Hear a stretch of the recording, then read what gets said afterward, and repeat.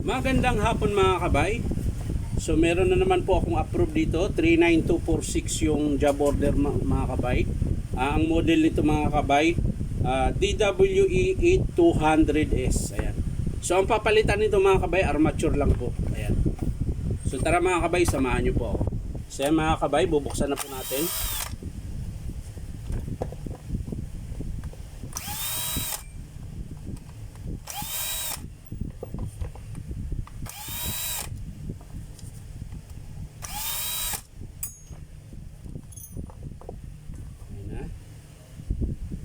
Dating gawin, unahin muna natin yung carbon brush. Ayan.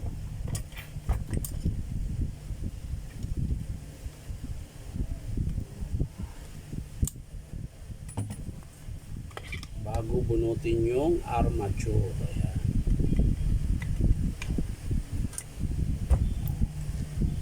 Naiwan yung sleeve mga kabay. Naiwan ang sleeve. Napitpit yung sleeve.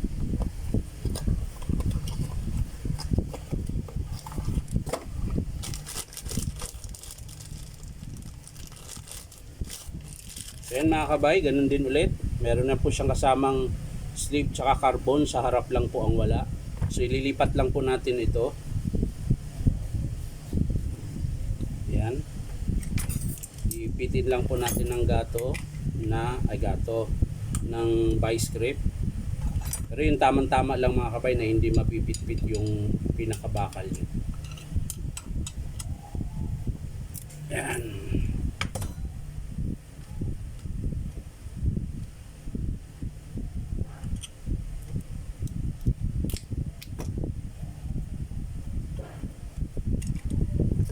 So yan mga kabay, babalik po natin yung bearing.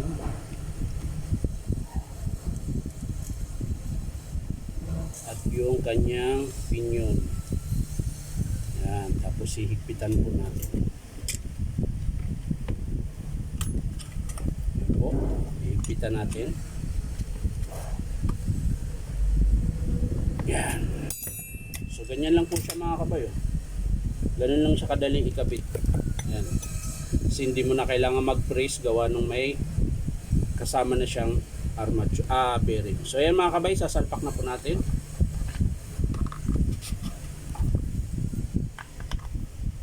Yan. I-screw na natin mga kapay.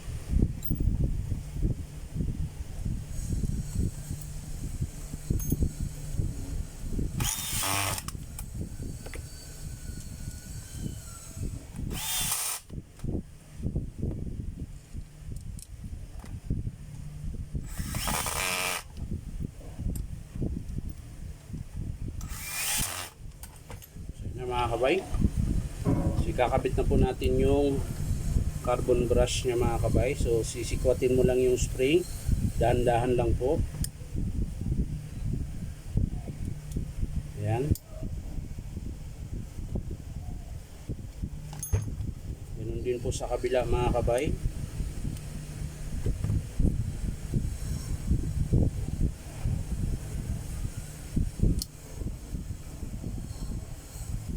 So yan, ganyan lang po siya. So bago natin isara mga kabay, ganun ulit, titesting muna natin.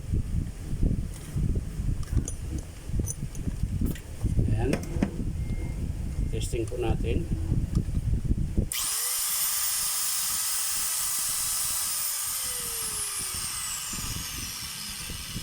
So yan mga kabay, sasara na po natin.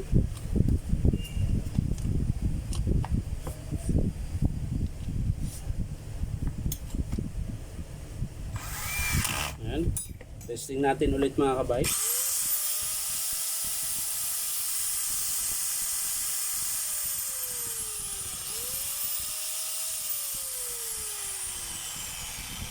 So yan lang mga kabay. Maraming salamat sa panunood at pa-like and share na rin po. At syempre po, subscribe nyo po itong aking YouTube account na Inom Tabay. Sulitin ko mga kabay, ito lang po ang pinalitan natin, armature. Ayan.